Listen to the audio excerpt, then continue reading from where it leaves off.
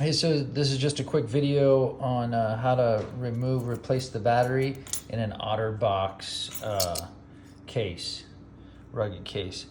First thing you're gonna wanna do is get one of these. This is a jar opening rubber thing. I think it made it a heck of a lot easier. You know, searching online, there weren't many people, but that's just a mat to open a jar.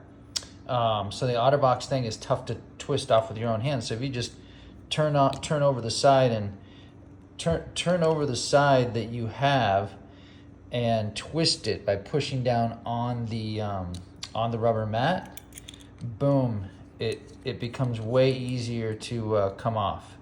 After you have that off, do the same thing as Apple recommends, is push that thing down, twist it the right way, try and hold the mat at the same time, boom, then this thing comes off. Then obviously replace your battery, put it back in, line this up, it'll line up. Same method, you could hear it, you know, blink, push down, turn it the right way so it locks in there. It's easier to turn now. Put it back in the OtterBox, boom, twist that guy back on. I mean, you could even make it tighter if you want to, but I'm just gonna leave it hand tight. That's it.